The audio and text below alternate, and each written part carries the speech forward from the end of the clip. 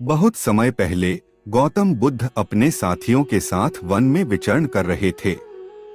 एक दिन उन्होंने एक सुंदर बगीचा देखा। वहां परंपरागंधित फूल, हरियाली और शांति का वातावरण था। इसलिए उन्होंने वहां पर रुके। उनके साथियों ने भी उनके आसपास विराम लिया और वन की निर्मलता और शांति का आनंद लिया। उस समय एक युवक उनके पास आया और धन्यवाद कहते हुए कहा, भगवान, आपका संदेश और शिक्षाओं ने मेरे जीवन को परिवर्तित कर दिया है। मैंने आपके उपदेशों को ध्यान से सुना है और वे मेरे मन को आत्मिक शांति और सुख की ओर ले जा रहे हैं। गौतम बुद्ध ने उसका आभार व्यक्त किया और पूछा, तुम्हारा ध्यान कहाँ है? युवक ने कहा, भगवान, मैंने अपने ध्यान को अपनी आत्मा की ओर मोड़ दिया है।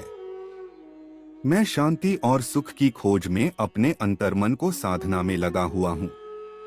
बुद्ध ने मुस्कान देते हुए कहा, अच्छा, तुमने यह समझ लिया है कि आत्मा में शांति है। अब तुम्हें एक अनुभव करना होगा। बुद्ध ने उसे एक छोटे से दीपक के पास ले जाने को कहा और कहा, यह दीपक तुम्हारी आत्मा को प्रतिष्ठित करेगा। इसे जलाकर अपनी आत्मा में ध्यान करो और मुझे बताओ कि तुम्हें क्या अनुभव होता है। युवक ने दीपक को जलाया और अपनी आत्मा में ध्यान किया।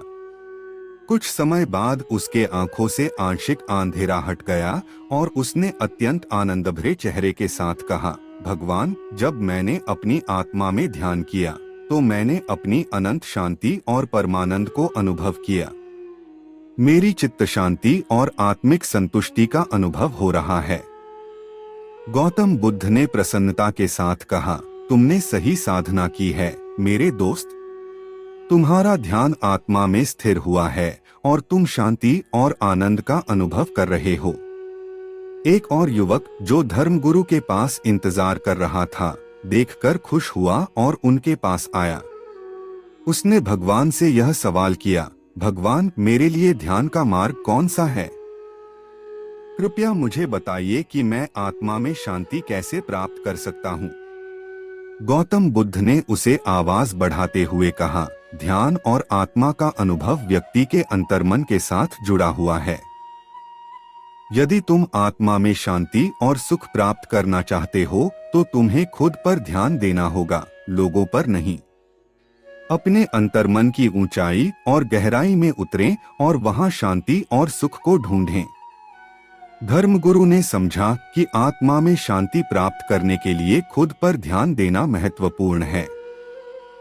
वह आभार व्यक्त करते हुए बुद्ध को धन्यवाद दिया और उसके पद की कामना की जगह उसे आत्मा में ध्यान देने के लिए प्रेरित किया। गौतम बुद्ध और उनके साथी वान में अपनी यात्रा जारी रखते हुए अन्य स्थानों पर जाते रहे।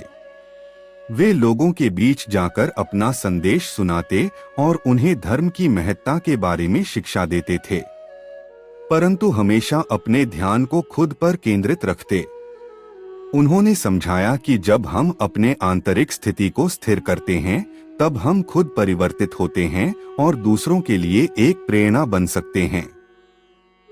इस कहानी के माध्यम से गौतम बुद्ध ने हमें बताया है कि आत्मा की खोज में हमें खुद पर ध्यान देना चाहिए। जब हम अपने अंतर्मन की गहराई में जाकर शांति और सुख को प्राप्त करते हैं तो हम असली सत्य को जान सकते हैं और सत्य के माध्यम से अपने और दूसरों के जीवन को परिवर्तित कर सकते हैं। इसलिए हमें खुद पर ध्यान देना चाहिए, लोगों के मान सम्मान, संबंध और दौलत पर नहीं। जब हम अपने अंतर्मन में स्थिर होते हैं तो हम आत्मिक शांति, संतुष्टि और प्रकाश का संचार कर सकते हैं जो हमारे आसपास के लोगों को प्रभावित करेगा।